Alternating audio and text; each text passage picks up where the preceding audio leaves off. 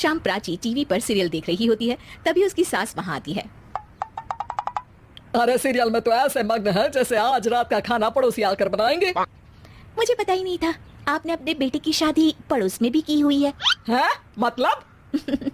मतलब इस घर में सारा काम बहू ही करती है, आप तो सिर्फ खर्राटे मारती हैं। अच्छा जी, फिलहाल तो तुम आराम फरमा रही हो, चलो जाओ, ये मेरे टीवी देखने का समय है। आहा, इसीलिए मुझे भगाया जा रहा है। सॉरी, अब तो बिल्कुल नहीं जाऊंगी। प्राची की इस बात पर दोनों सास बहू के बीच टीवी रिमोट के पीछे बच्चों जैसे छीना झपटी शुरू हो जाती है, जिसके बीच श्लोक भी काम से घर वापस आ जाता है। हाँ, आज मेरी चूहे बिल्ली की जोड़ी किस बात पर झगड़ रही है? अरे तेरी बीवी मुझे टीवी नहीं देखने दे रही। अरे तुम्हारी मम्मी मुझे खाना बनाने के लिए फोर्स कर रही है। अरे वाह, ऐसे बेतुके रीजन पर तो बच्चे भी झगड़ा नहीं करते। अरे मुझे कुछ मत बोल, सब इसने ही शुरू किया है। हाँ हाँ, जैसे आप तो बहुत दूध की धूली है ना। अरे बस दोनों चुप। प्राची जाओ, खाने की तैयारी करो। और माँ तुम छोड़ो, तुम्हें क्या बोलूं, शांति से अपना सीरियल देखो, मुझे दोबारा लड़ने की आवाज सुनाई नहीं देनी चाहिए। ऐसा बोलकर श्लोक वहां से चला जाता है, जिसके पीछे पीछे प्राची भी कुछ न कुछ बड़बड़ाते हुए रसोई में चली जाती है। हाँ हाँ, सासू जी को तो कुछ बोलेंगे ही नहीं, बस मुझ पर ही हुक्म चलता है, खाना बनाओ, जैसे मैं इनके घर में खाना बनाने के लिए आई हूँ।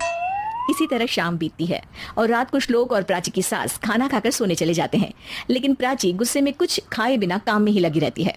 इस घर में किसी को घंटा फिक्र नहीं पड़ता, मैं खाऊं या भूखी रहूं। प्राची कुछ देर के लिए रसोई से बाहर जाती है और जैसे ही वापस आती है तो वहां दूध का भरा ग्लास देखकर हैरान रह जाती है। फिक्र पूरी है, बस दिखाना नहीं है। प्राची दूध पीकर सोने चली जाती है और अगली सुबह एक बार फिर सास बहू का कार्टून नेटवर्क स्टार्ट हो जाता है। ये तुमने ही किया है। अरे अजीब जबरदस्ती है, मैं बोल रही हूँ मैंने कुछ नहीं किया। दोनों ने मिलकर पूरे घर को पागल खाना बनाया हुआ है। यहाँ कोई नॉर्मल इंसान तो रह ही नहीं सकता, इसीलिए अब पड़ोसी क्या रिश्तेदार भी घर आने से कतराते हैं। और सुन बेटे, तू भी चंगा, तेरी माँ भी चंगी, तेरी बीवी भी चंगी, रिश्तेदार। हाँ जी, आपको नहीं पता क्या, गंगाधर ही शक्तिमान है, रिश्तेदार ही। हाँ हाँ, बस समझ गया। कभी जानवरों जैसे लड़ेंगी तो कभी जुगलबंदी करेंगी। भाई मैं आप दोनों के बीच में नहीं फंसना चाहता। सास बहू की इस मन मौजी जोड़ी से परेशान होकर श्लोक अपना सिर खुजलाता वहां से चला जाता है। चलो अब मैं भी कीर्तन में जा रही हूँ। इस पर जैसे ही सास कमरे में अपना पर्स लेने जाती है तो वहां नाश्ते की प्लेट रखी देख मुस्कुराने लगती है और नाश्ता करके घर से बाहर निकलते हुए कुछ पैसे टेबल पर रख जाती है, जिसकी कुछ देर बाद सिलेंडर वाला घर आता है। ओ मोरी मैया, मैं सिलेंडर के बारे में तो बिल्कुल भूल ही गई थी। घर खर्च के सारे पैसे भी मम्मी के पास है और श्लोक से बोला तो उल्टा 4 बात सुनाएंगे। प्राची ये सोच ही रही होती है कि अचानक उसका चेहरा चमक उठता है और वो घर में आकर इधर उधर देखने लगती है। तभी उसकी नजर टेबल पर रखे पैसों पर पड़ती है, जिन्हें वो सिलेंडर वाले को दे देती है। ये सब श्लोक देख लेता है।